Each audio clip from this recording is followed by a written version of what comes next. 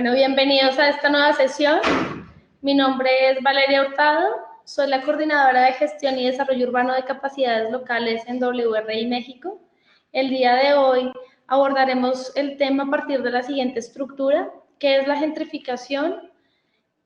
¿Cuáles son las dimensiones y actitudes de la gentrificación en la Ciudad de México? ¿Cómo actúa la vivienda en renta sobre el fenómeno de la gentrificación? Y vamos a abrir una sesión de preguntas y respuestas al finalizar la sesión. En esta ocasión nos acompaña Mariana Campos, gerente de desarrollo urbano en WRI México. Anteriormente trabajó en el gobierno de la Ciudad de México en la Secretaría de Movilidad y en la Autoridad del Espacio Público.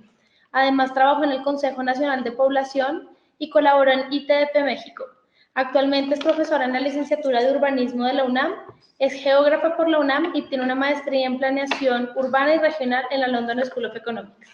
También nos acompaña Erika Angulo Martínez, asesora en el Centro de Estudios Municipales y Metropolitanos de la UNAM, es licenciada en Criminología y egresada de la Maestría de Urbanismo de la UNAM. Integra la red Contest Cities, grupo internacional de investigación que centra sus estudios en el análisis y comparación de políticas urbanas, gentrificación y resistencia en Europa y América Latina. Por último, nos acompaña Rosalba González, consultora independiente en temas urbanos, articulista de diferentes medios en México, Chile y Estados Unidos, y profesora en la Facultad de Ciencias Políticas y Sociales de la UNAM, y en la Escuela de Periodismo Carlos Septién García. Es maestra en Desarrollo Urbano por la Pontificia Universidad Católica de Chile y licenciada en Comunicación por la UNAM. Le doy inicio a Mariana Campos, quien comenzará con la explicación de qué es la gentrificación. Listo, pues muchas gracias, Valeria. Como ya les adelantó, voy a tratar de hacer una breve introducción al concepto. El término de gentrificación se adoptó a raíz de las investigaciones de Ruth Glass en los años 60 en Londres y proviene del término en inglés gentry, que hace referencia a la burguesía de la sociedad inglesa.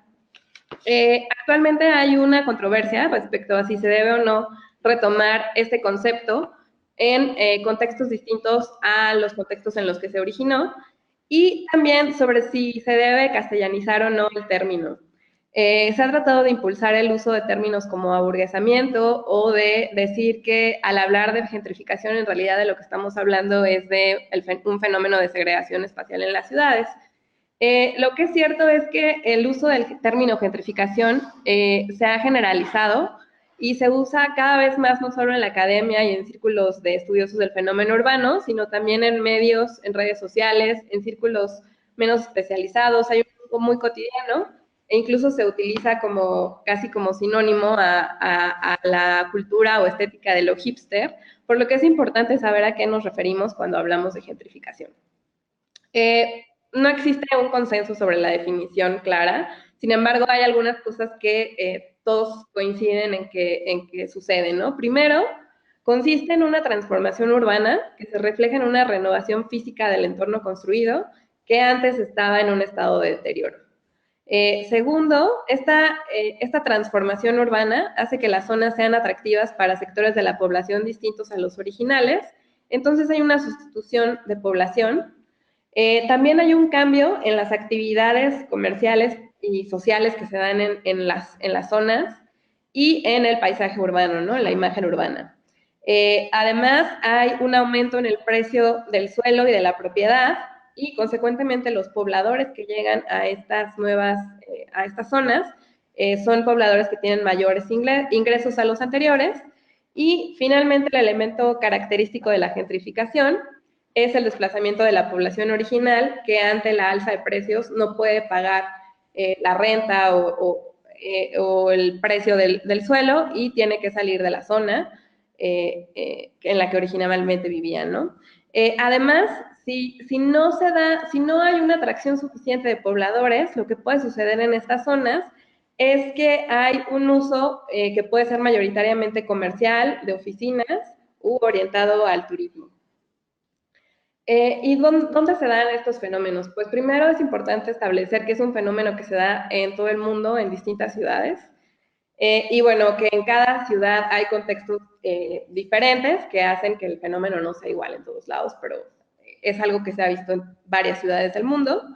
Y se han identificado ciertas zonas en las ciudades en las que se da, por ejemplo, los centros históricos, barrios que antes eran obreros, zonas industriales que han dejado de tener esa función y que están siendo recicladas, o en algunas zonas de las ciudades que gozan de una localización estratégica porque están muy bien conectadas o por algún elemento natural o inclusive en algunas zonas periféricas.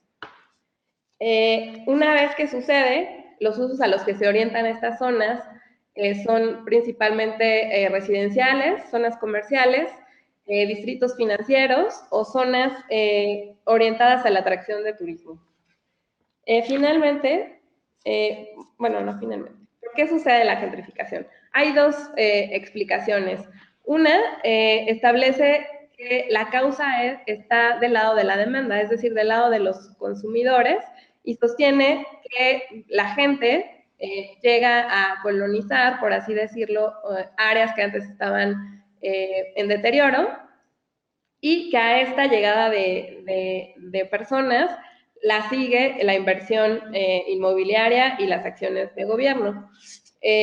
Esta postura ha sido criticada porque asume que estamos en un mercado perfecto en la que los consumidores podemos elegir libremente dónde queremos vivir o no. Ante esta postura, entonces surge la explicación del lado de la oferta, que establece que la gentrificación sucede porque hay una inversión privada y acciones públicas en zonas que se establecen por estas fuerzas, digamos, con una lógica de maximizar beneficios. Hay una posición que trata de conciliar estas posiciones y dice que pues en realidad la gentrificación es una combinación de ambas fuerzas, ¿no? de las fuerzas de la demanda y de la oferta. Desde el lado de la explicación de la oferta, tenemos una teoría, Rent Gap Theory, que se originó alrededor de este fenómeno y que establece que hay un cambio de usos de suelo, en donde los usos de suelos actuales se cambian por los usos de suelo que son más rentables. Si bien esta inversión ha estado enfocada del lado del sector inmobiliario, también se reconoce que hay acciones del gobierno que también están orientando la inversión a algunas zonas, ¿no? Ya sea a través del establecimiento de planes o de polígonos de regeneración, a través de acciones directas en la ciudad, de remozamiento de espacios públicos o de mejorar la conectividad o la infraestructura de algunas zonas. Y bueno, el proceso que sigue el fenómeno, pues es que hay una zona en abandono y deterioro que a raíz de esto está estigmatizada y hay una percepción negativa sobre la zona. Después entran a jugar las fuerzas del mercado, en donde puede haber especulación de las propiedades y de los terrenos. Llega la inversión y hay una revalorización del suelo y el encarecimiento, y finalmente hay una sustitución poblacional y un desplazamiento. ¿Cuáles son las consecuencias? Pues la consecuencia principal, como ya he dicho, pues es el desplazamiento de población, y no solo de los residentes, sino también de los usuarios de la zona, ya sean los comerciantes que tenían ahí sus negocios, de las personas que pasaban tiempo ahí o no. También hay cambios comerciales y de usos de suelo.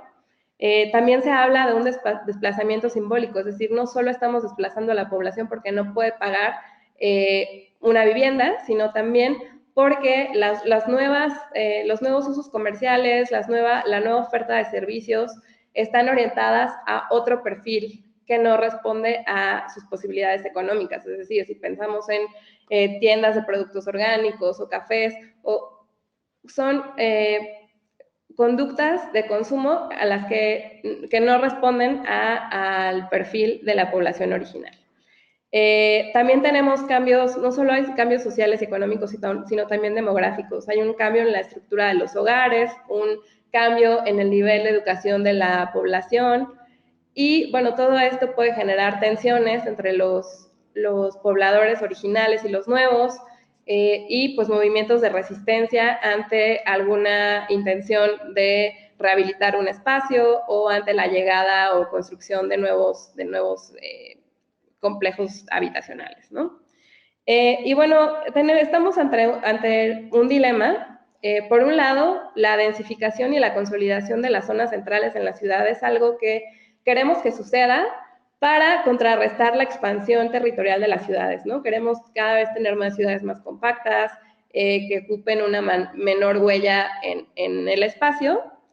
Y de igual forma, rehabilitar los espacios públicos, tener mejores banquetas, generan beneficios que son deseables, es decir, generan espacios más seguros, espacios de convivencia, no sé, rehabilitar banquetas generan condiciones de mayor accesibilidad, etcétera. Pero pues estamos viendo que ante estas acciones, pues está surgiendo este fenómeno de gentrificación, ¿no? ¿Y qué podemos hacer?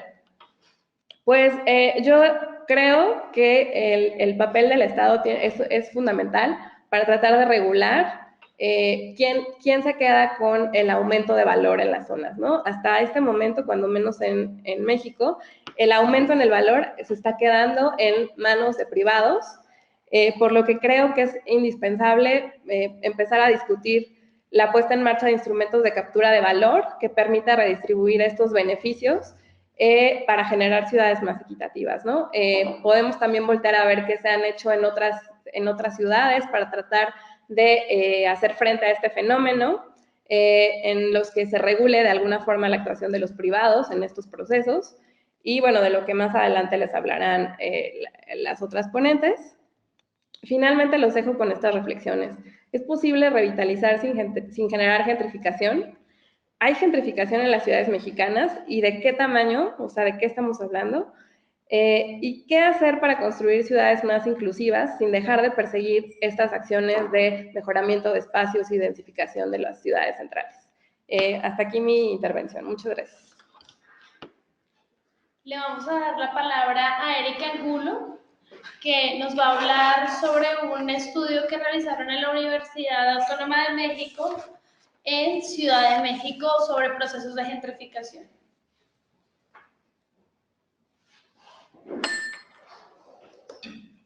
Buen día, agradezco a Valeria y Mariana la invitación. Después de la introducción que hizo Mariana para puntuar del concepto de gentrificación y los debates, les hablaré brevemente sobre los resultados de la investigación Gentrificación en Ciudad de México. Esta es una investigación de la Facultad de Arquitectura coordinada por el Burnazo, pero también donde participamos varios estudiantes de posgrado y licenciatura de diversas disciplinas, lo que permitió una investigación, y también diversos académicos.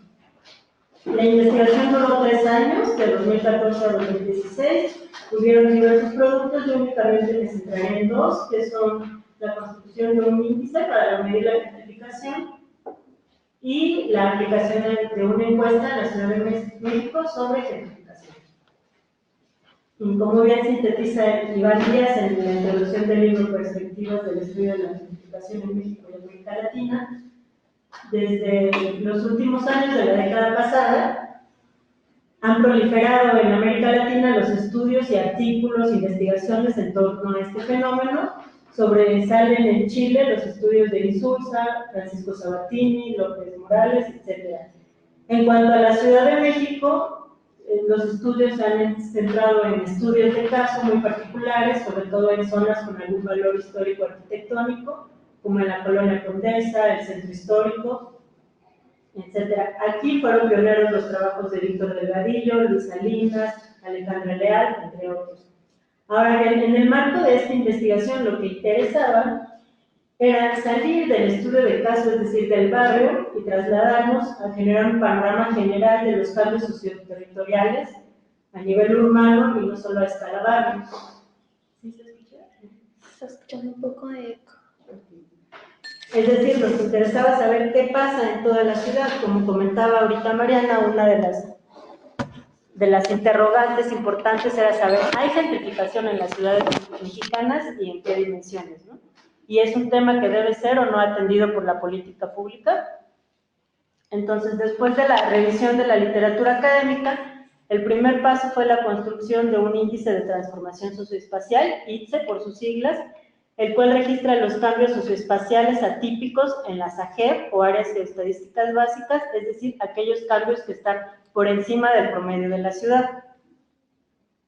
Para la construcción del ITSE, la metodología consistió en la identificación de variables relevantes de la temática extraídas de la literatura, pero que se adecuaran al caso mexicano. Se recolectaron datos de los censos de población 2000 y 2010, se homologaron los datos estadísticos, así como las AGEB. En este punto cabe mencionar que la disponibilidad de información condicionó en gran medida la investigación, porque en un inicio se pretendía que fuera a partir de 1990, 2000 y 2010, sin embargo, la información de los censos, sobre todo de 1990, no coincidía, y tampoco las unidades espaciales, es decir, las AGEB. Entonces, únicamente se hizo en este corte de tiempo. Una vez seleccionados los indicadores, se les asignó un valor de +1 o -1 en función de su correlación con la gentrificación. Y para el caso de la Ciudad de México, y de acuerdo al censo, las variables con las que se contaban era aumento de la población en función del promedio, es decir, si la AGEB presentaba un crecimiento por encima del promedio de la ciudad, se le daba un valor positivo de +1. Otro fue, de acuerdo a la literatura, se considera que en las áreas con gentrificación hay menor población de niños y menores adultos, entonces tiene una correlación negativa. Después, el grado promedio de escolaridad, entonces, entre mayor es el grado de escolaridad, hay una relación positiva. El promedio de hijos se considera como negativo por el cambio en la estructura sociodemográfica, como bien mencionaba Mariana. También el aumento en el número de viviendas se consideraba como relación positiva con la gentrificación. Aquí también hay que ser muy cuidadosos para no confundir el fenómeno con densificación. Y también consideramos el promedio de ocupantes por cuarto y, por último, los hogares con computadora. Esto sirvió como un indicador proxy para medir el ingreso, porque con los datos que teníamos del INEGI consideramos que esta era la mejor forma de acercarnos a ello.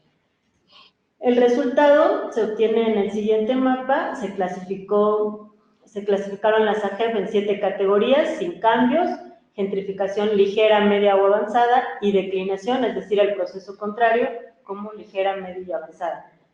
En términos porcentuales, podemos ver que solo el 12% de las AGEB presentan algún grado de gentrificación, es decir, muchos podrían decir, pues prácticamente no es nada. Pero si lo vemos en términos poblacionales, esto representa 1.397.000 habitantes, que sí es una cifra significativa, es decir, es casi la población que hay en Córdoba, Argentina, por ejemplo. Y también es muy interesante considerar las AGEB que están en proceso de declinación, porque como se puede observar en los patrones de distribución espacial, muchas de AGEB en declinación están contiguas a las AGEB en gentrificación, y ya que están en una etapa de obsolescencia, es el momento idóneo en que el suelo es barato y por eso puede propiciar un fenómeno de gentrificación más adelante. Una vez identificadas entonces las tendencias socioespaciales en la Ciudad de México, se prosiguió con la segunda etapa, que fue la elaboración de la primera encuesta representativa sobre gentrificación en la Ciudad de México, que se aplicó en el 2015. El objetivo de esta encuesta era registrar la percepción de los habitantes respecto a los cambios sociales, económicos y espaciales en su colonia. Se diseñó un cuestionario con 27 reactivos temáticos y 5 preguntas sobre datos sociodemográficos. Para el diseño del cuestionario, además de revisar la literatura, también consultamos algunas otras encuestas, por ejemplo, la que se hizo en Chile por el equipo de Ernesto López Morales, y otras que hizo sobre todo el equipo de Francisco Sabatini, que ellos también han aplicado encuestas aquí en la Ciudad de México. Se hizo una prueba piloto y se ajustaron algunos rubros del instrumento, y posteriormente se aplicó la encuesta durante 2 días. Participaron 20 encuestadores voluntarios. Es muy importante mencionar que no solo eran estudiantes y académicos, sino también parte de la sociedad civil que había estado acudiendo a algunos seminarios sobre gentrificación que se organizaron. Para el diseño de la muestra se partió entonces del mapa que ya se había dicho, del ITSE. Se seleccionaron 540 hogares en AGEB en proceso de gentrificación, ya fuera ligera, media, avanzada. Y para cada AGEB de la muestra se seleccionaron 3 manzanas, y en cada manzana se aplicaron la encuesta a 5 viviendas.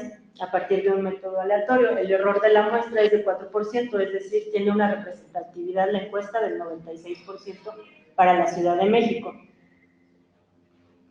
Los grandes temas estructuradores de la encuesta se dividió en 3 bloques: social, económico y espacial, aunque obviamente todos están interrelacionados. Los temas que se abordaron en la encuesta fueron la valoración de la presencia de habitantes nuevos y antiguos, es decir, cómo se percibe a la otredad, aunque también consideramos importante en la gentrificación a los usuarios del espacio público. Aquí decidimos acotar la encuesta únicamente a los residentes. También se hicieron preguntas relacionadas con la resistencia organizada al cambio y sobre el desplazamiento de residentes antiguos, sobre todo porque esta es una cuestión nuclear en el fenómeno de gentrificación, ¿no? Si no hay desplazamiento, entonces cabe preguntarnos, ¿hay gentrificación? Otro de los temas importantes en el bloque económico fue la brecha de renta a través de la percepción de oferta y demanda inmobiliaria. Esto es, cabe aclarar, percepción de los mismos habitantes. La atracción de inversión pública y el incremento en el costo de bienes y servicios en la colonia, y por último, la percepción que tenían los habitantes sobre mejoras en infraestructura, servicios y espacios públicos, producción inmobiliaria y diversificación de giros comerciales. Me limitaré por el tiempo únicamente a dar algunas pinceladas de los resultados.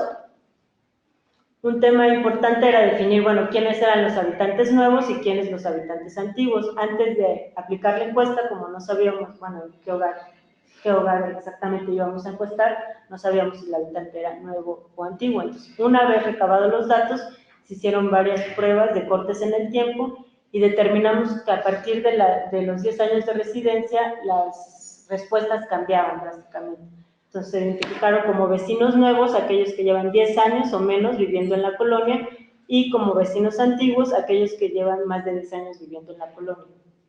Entre las características, bueno, vemos que los nuevos tienen en promedio 36 años, mientras que los antiguos 49. Los nuevos son solteros, los antiguos casados. Los nuevos presentan casi el 50% de grado de nivel educativo o licenciatura, mientras los antiguos media superior. Un dato muy importante es que casi gran parte de los habitantes antiguos son propietarios de su vivienda y viven en casas independientes, a diferencia de los habitantes nuevos, que el 56% de ellos renta y aparte viven en departamentos, ya no en viviendas independientes. Y una cuestión que fue bastante difícil en el momento de la encuesta fue lograr que nos dijeran sus ingresos. Por lo mismo establecimos rangos y de acuerdo a la encuesta los nuevos ganan entre 5,000 y 15,000 pesos mensuales, pero de manera posterior aplicamos entrevistas y ahí sí notamos el cambio. Realmente el perfil al momento de realizar las entrevistas, el perfil de los vecinos nuevos era que tenían un ingreso promedio de 35,000 pesos más o menos, a diferencia de los antiguos. Y en casi todas las características eran muy similares a lo que nos dice la literatura, a diferencia de los vecinos antiguos, que sí encontramos una mezcla bastante heterogénea, desde técnicos o personas que se dedicaban a arreglar lavadoras hasta personas que sí tenían un posgrado en los habitantes antiguos. Ahora, otra de las cuestiones importantes en la evaluación de las relaciones sociales entre los vecinos fue cómo percibían sus relaciones. Tanto los nuevos como los antiguos nos dicen que sus relaciones son neutras, es decir, que son indiferentes o respetuosas y no van más allá de eso. En el caso de las entrevistas también encontramos lo mismo, nos decían, bueno, tanto los habitantes antiguos nos decían, es que tampoco tengo relaciones ni con mis vecinos antiguos ni con los nuevos. Únicamente los vecinos antiguos que habían sufrido afectaciones por la gentrificación y que formaban parte de una organización vecinal habían construido lazos con la comunidad, y los habitantes nuevos definitivamente no tenían ninguna relación ni con nuevos ni con otros antiguos.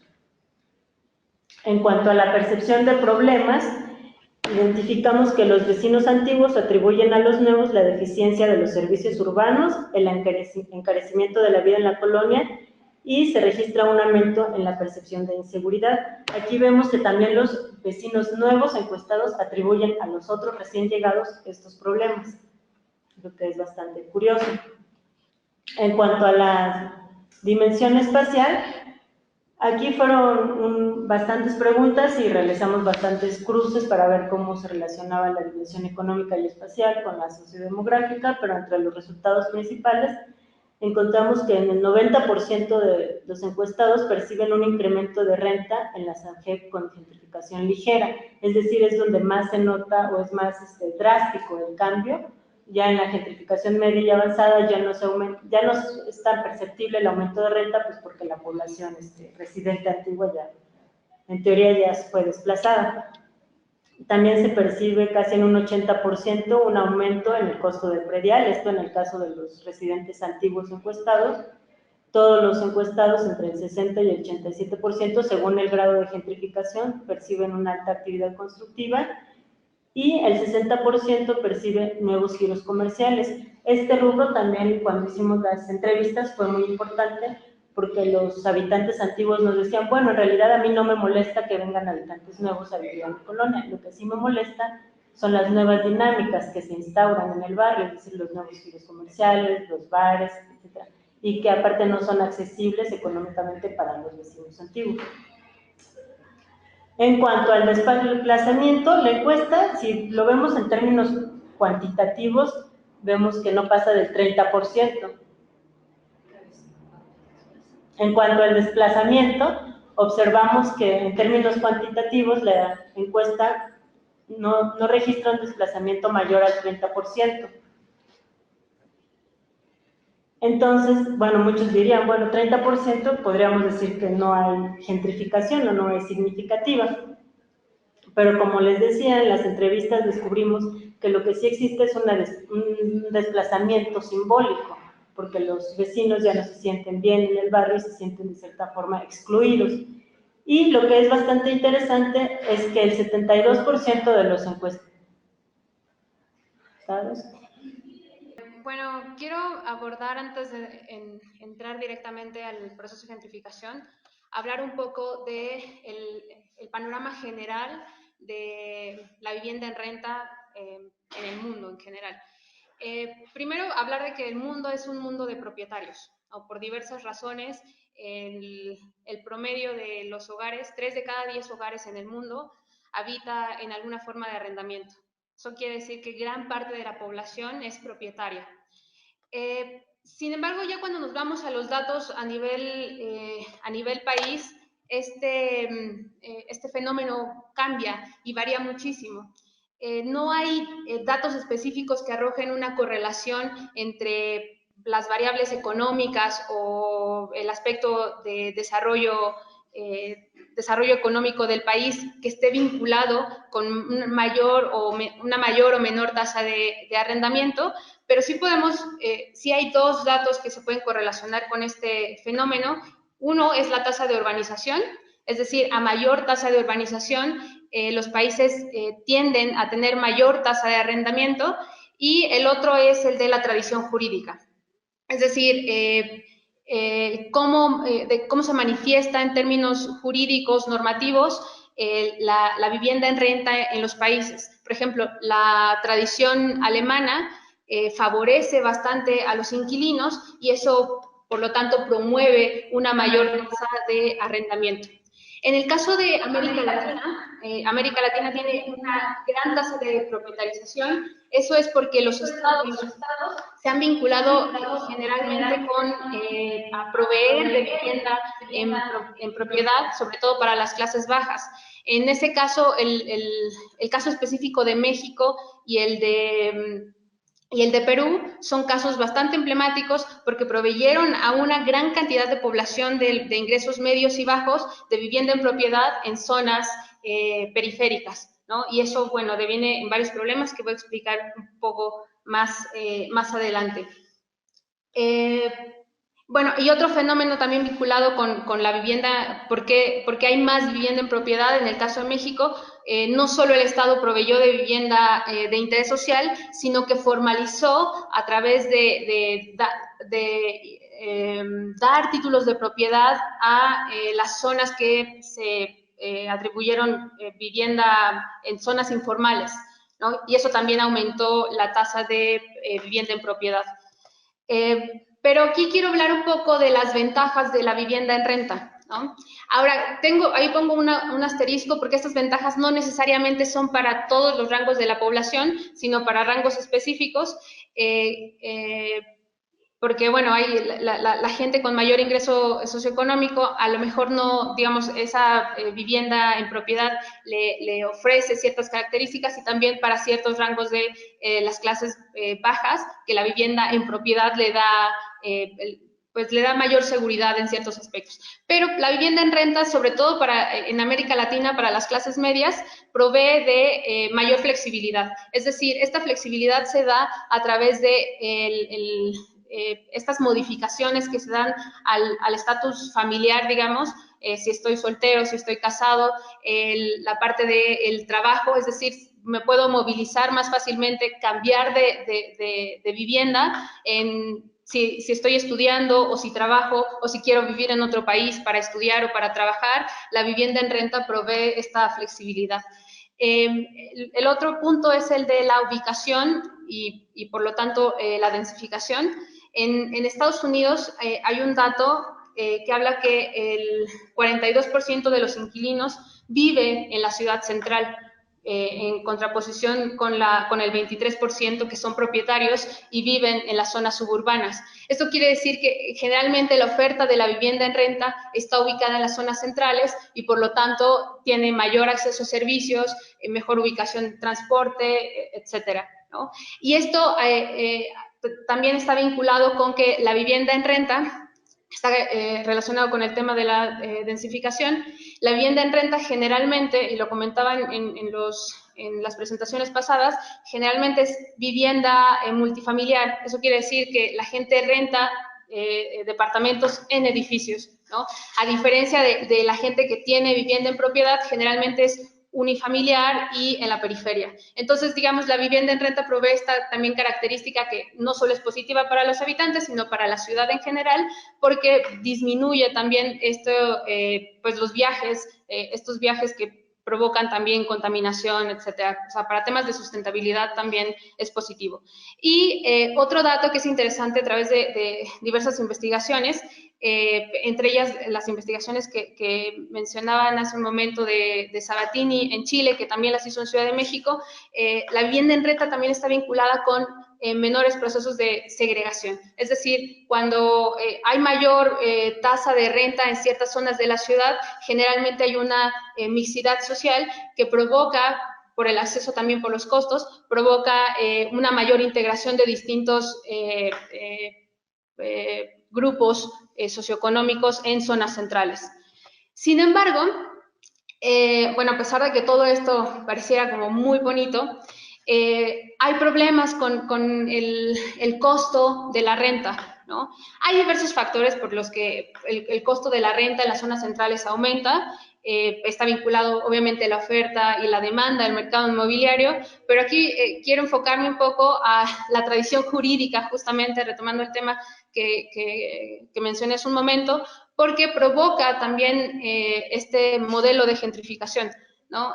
Uno de los problemas principales es el problema de reposición para los propietarios, es decir, los problemas a los que se enfrentan los propietarios de inmuebles para poder recuperar un inmueble de inquilinos morosos, ¿no? O inquilinos que no quieren seguir pagando la renta y se quedan en el lugar. La tradición jurídica entorpece mucho pues, panorama para los propietarios, y entonces hay dos canales por los que los propietarios están tratando de aminorar esos efectos negativos. Uno es el aumento de los requerimientos para los inquilinos. En Ciudad de México tenemos estas figuras de el aval, además es un aval que tiene que ser dentro de la Ciudad de México, y eso provoca también segregación porque la gente de provincia generalmente no tiene acceso, y eso, bueno, encarece el costo de la renta. Y el otro, que es por la vía informal, es los filtros a través de recomendaciones, ¿no? Y estos filtros a través de recomendaciones también devienen en aumento de costo y, bueno, y en segregación, porque el inquilino tiene que conocer casi de primera mano al propietario para que se pueda dar esto, ¿no? Entonces, este aumento de costo de renta provoca no solo la gentrificación, sino la segregación, porque limita el acceso a esta vivienda en las zonas centrales a gente que podría acceder a una mejor ubicación y por lo tanto a una mejor calidad de vida, pero se ve limitado. Y esto está vinculado directamente con la falta de una tradición jurídica y la falta también de formalidad de los procesos de renta en el caso de Ciudad de México. Ahora, otro ejemplo vinculado con los procesos de gentrificación es el de vivienda en renta a corto plazo. El caso específico de Airbnb, pero hay otras plataformas. Este mapa me parece muy interesante. Este mapa es de datos de la semana pasada de la oferta de Airbnb en Ciudad de México. La oferta es por habitación compartida, y se rentan también departamentos completos y casas completas. Es muy interesante si retomamos un poco la información que nos dieron hace un rato sobre las zonas de gentrificación. Están ubicados exactamente en la zona central de la ciudad y la zona más pujante de la ciudad. Eso quiere decir, todos esos puntos es vivienda que no, digamos que no está satisfaciendo a residentes de la Ciudad de México, sino a turistas. Y entonces comienza justamente este problema de acceso a la ciudad central para habitantes residentes, ¿no? Y ahí comienzan los procesos de desplazamiento, de encarecimiento, etcétera, y también un cambio en la oferta, que comentaban hace un rato, en la oferta de servicios que se dan en estos lugares. No solo se encarece, sino que cambian la oferta de los servicios y se vuelve problemático para los residentes locales de estas zonas. En otros países y en otras ciudades ha habido diversas políticas públicas para tratar de aminorar este proceso. En el caso de Ciudad de México, solo se dio más como un reconocimiento, un impuesto del 3% que se le carga a quien arrienda esta vivienda, pero no sabemos qué política implica ese 3%, a dónde va y cómo se está satisfaciendo para aminorar el déficit habitacional que existe en Ciudad de México, ¿no? Aquí tengo algunos ejemplos de políticas públicas de vivienda en renta para minorar los procesos de gentrificación. Aclaro que estas políticas no limitan, sino que trabajan o tendrían que trabajar con otros programas y políticas a la par para poder, digamos, satisfacer, pues más bien aminorar estos procesos de gentrificación. La primera, y no está exenta de críticas, es la Ley de Freno de Precio de Alquiler en Berlín, que establece zonas rojas, digamos, del mercado inmobiliario, y hay un tope de renta para el propietario que no puede superar, en este caso, el 10% anual. Obviamente hay muchas críticas. Les comentaba hace un rato que en el caso de Alemania la tradición jurídica defiende muchísimo a los inquilinos, y eso ha sido bastante conflictivo en el escenario sobre todo por el tema de los propietarios. Otro ejemplo que me parece muy interesante es el caso del alojamiento compartido en Madrid, que es la vivienda de alojamiento compartido entre personas de la tercera edad que tienen una vivienda en las zonas centrales cercanas a la universidad y estudiantes. Este ejemplo además resuelve un fenómeno muy típico ya en Europa, de la creciente población de la tercera edad, y digamos, ayuda como a favorecer como su integración social con esta vinculación con los estudiantes, y a los estudiantes les da acceso a zonas centrales en la ciudad, ¿no? El caso de la ley ALUR, el acceso a vivienda y renovación de planificación urbanística en París, es un caso interesante, muy parecido a lo de Berlín. Lo interesante de este caso es que existe un observatorio parisino de rentas en el que trabaja el Estado y se ofrecen los costos de referencia a partir de variables tanto cuantitativas como cualitativas, para establecer los costos de referencia y establecer ahí un tope también del aumento de renta en zonas centrales, específicamente con una mira muy clara en el centro histórico. Y el caso de la comuna de Recoleta, ya en Santiago, para dar un ejemplo latinoamericano, es la construcción de vivienda social en renta administrada por el Estado. En este caso, la comuna de Recoleta, que además está ubicada en una zona central con acceso a transporte, usó recursos del Ministerio de Vivienda y estos recursos permiten a organizaciones sin fines de lucro, incluyendo el Estado, postular a subsidios de vivienda. En este caso, el Estado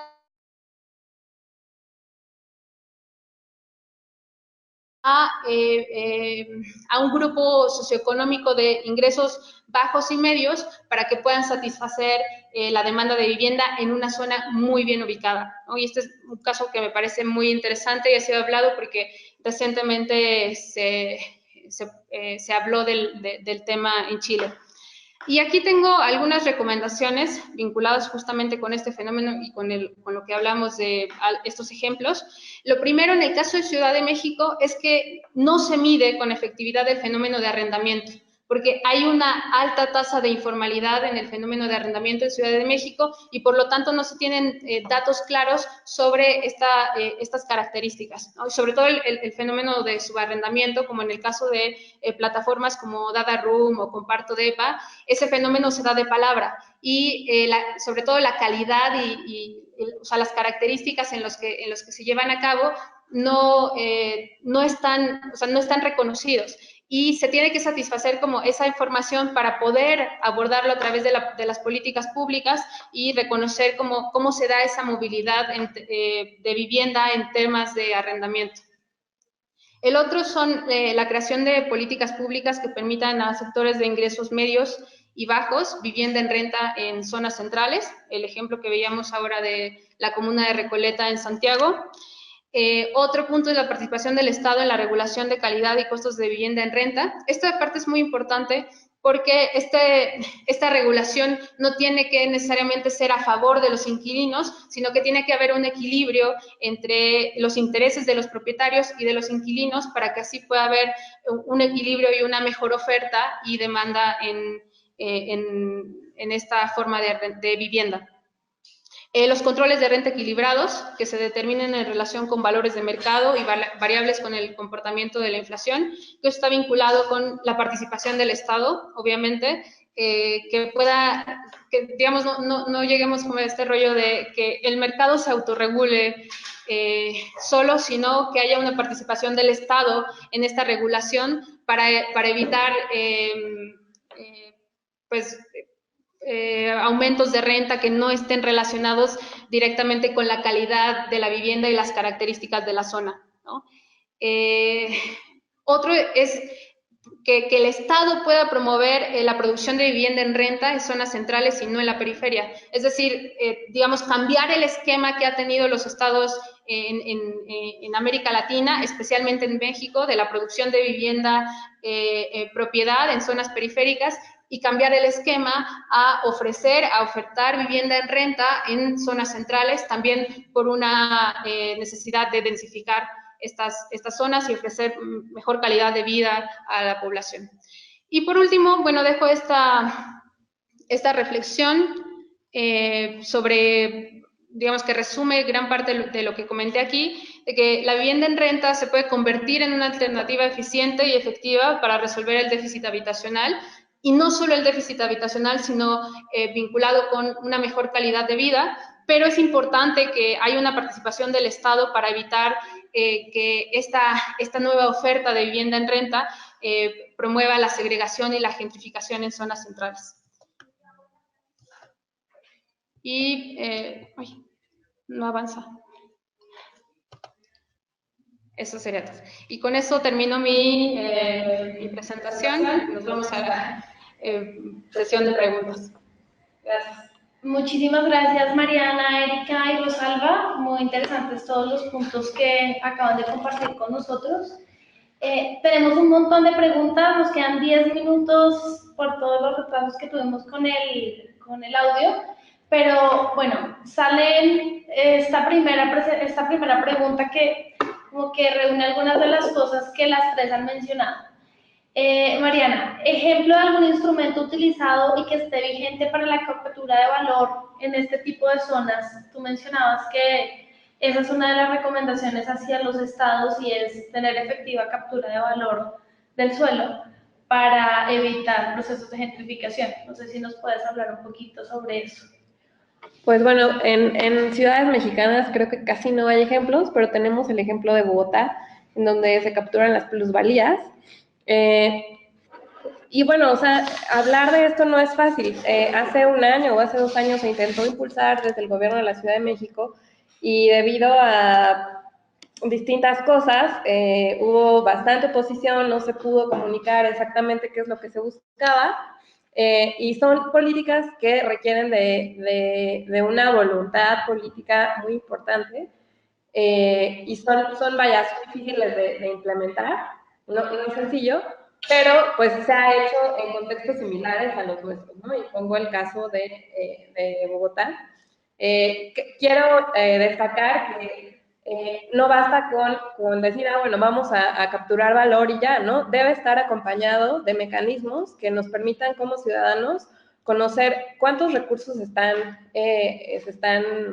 absorbiendo, digamos, y cómo se están ocupando, ¿no? Creo que... Vale, gracias. Tenemos una pregunta para Erika y es, bueno, están todos como muy interesados en la metodología que compartiste. Si se puede acceder a ella, si la pueden replicar en algunas de las ciudades que están escuchando en este momento el webinar. Quisieran saber eso.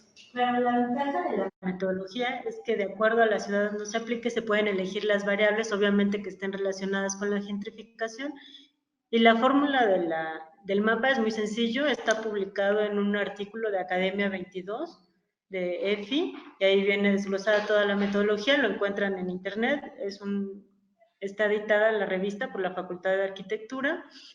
Y bueno, en realidad es una cuestión, o sea, como vieron, cada variable es +1 o -1, entonces al final estamos en un rango entre 0 y 8, y a partir de ahí se determinan los grados. Entonces, si ustedes acceden a la metodología, claro que la pueden replicar, pueden modificar las variables si no encuentran alguna igual en su ciudad, pero que esté relacionada con la gentrificación. Entonces, bueno, también en el libro que recientemente coordinó EFI, también la publicación es gratuita, está en línea en la página de la Facultad de Arquitectura. Ahí también se habla sobre... Al finalizar la presentación les enviaremos un correo electrónico con el link al libro que está comentando Erika y también van a tener acceso a las presentaciones. Para Rosalba, que el tema como que despertó muchísimo interés, el tema de la renta. Lo que propones de incentivar la vivienda en renta es muy interesante. ¿Tú crees que si se regulara ofrecer cierto porcentaje de vivienda en renta en zonas centrales a precios accesibles, con incentivos para el arrendador, ayudaría esto a contrarrestar la gentrificación?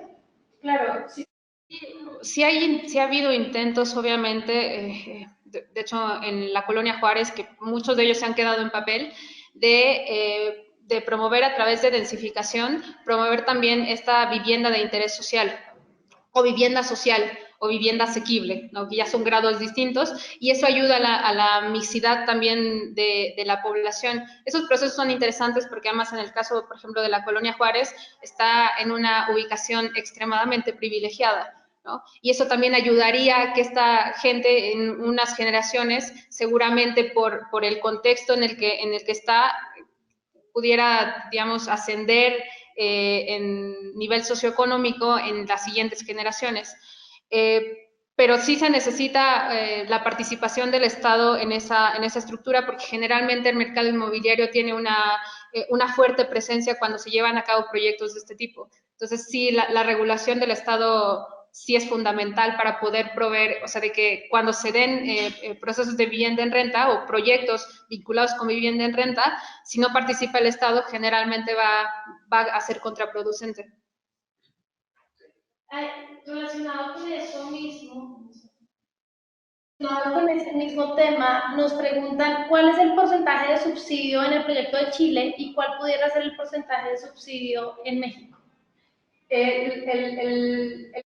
De la comuna de Recoleta, bueno, es muy interesante porque la expropiación del predio, que es la parte de las partes más caras, incluso más a veces que el proyecto, era del Estado mismo. Entonces, pues no tuvo que comprar absolutamente nada. Y eso promovió bastante que se llevara a cabo el proyecto, que fuera más factible por la zona de la ubicación del terreno.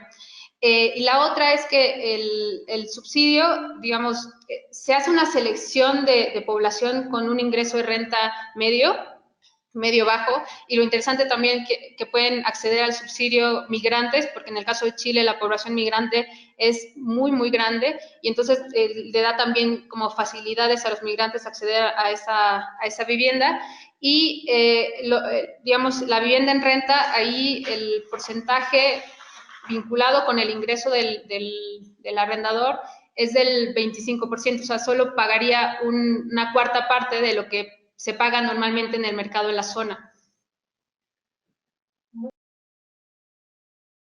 Tenemos que ir cerrando el webinar, pero quisiera que cada una en menos de 2 minutos dijera su posición frente a la gentrificación. O sea, la gentrificación es buena, la gentrificación es mala, es un término medio y esto, digamos, cómo puede afectar la vida en la ciudad, pero procuren ser como bastante breves. ¿Quién quiere comenzar? ¿Mariana? Bueno, no, vaya, a ver, no es un tema de que sea bueno o malo, creo que los efectos son cosas que debemos evitar y bueno, hay muchas posiciones de varias personas que dicen, no, es que la gentrificación es inevitable, no hay nada que se pueda hacer, no, yo creo que hay mucho que se puede hacer, que está del lado del gobierno hacerlo y establecer políticas que favorezcan o que eviten el desplazamiento de la población original. Pero que se requiere evidentemente de una gran voluntad política, se requiere de una gran capacidad de comunicación para que la población entienda el porqué de estas políticas. Y bueno, a mí lo que me llama la atención o me queda como inquietud es, al final, lo que está sucediendo en los barrios que se están gentrificando es que tenemos esta mezcla de ingresos y de distintas personas que desde el urbanismo queremos que sucedan, ¿no?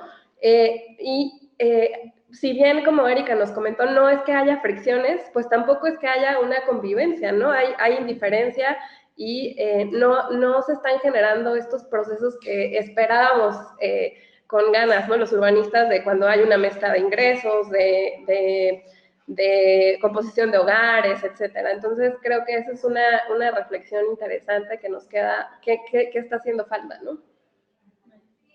¿Erika? Bueno, yo considero que la gentrificación debe ser vista desde un punto de vista crítico, es decir, analizar los efectos negativos que tiene. Si estamos hablando de efectos como positivos, como la densificación, la mezcla social, etcétera, entonces yo creo que estamos hablando de otra cosa que no es gentrificación. Okay. Bueno, es que también el debate con el tema de la gentrificación es bastante amplio, ¿no? Los fenómenos que se reconocen a veces como gentrificación no lo son tanto, porque una de las características es el desplazamiento de población de menores ingresos por otra de mayores ingresos. Entonces, primero, el reconocimiento efectivo de dónde sí se está hablando de gentrificación y dónde no. O sea, que aparezca un café orgánico en la esquina no es un fenómeno de gentrificación por sí mismo, ¿no? Entonces, como decía Erika, hay que mirarlo con ojos críticos y, bueno, también interesante este ejercicio de medir la gentrificación porque tiene variables muy cualitativas que pueden limitar ciertos aspectos, como el tema de reconocer cuando una familia asciende en nivel socioeconómico por estar en esa zona, no es un proceso de gentrificación y eso en las mediciones es difícil, por ejemplo, que es uno de los elementos que Sabatini reconoció en el estudio que se hizo en Santiago, era justamente, pues, venía a vivir a una zona el hijo de una persona que había estudiado un posgrado y obviamente hay un cambio de estatus socioeconómico, ¿no?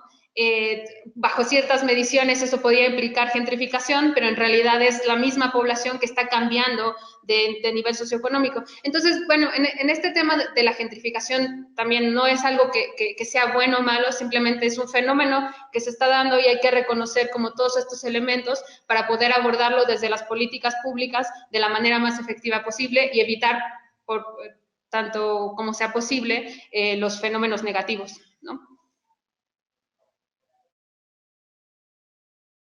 Les agradezco a todas la participación, estamos teniendo muchísimas felicitaciones a través del chat.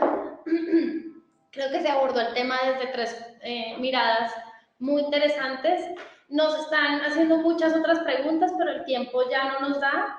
Preguntan, por ejemplo, cuál es la relación entre movilidad y gentrificación. Ese es un tema que se va a tocar en nuestra serie de desarrollo orientado al transporte sustentable, que vamos a tener el próximo 26 de abril, el segundo módulo. Los invito a que se registren, son 5 módulos y vamos en el segundo.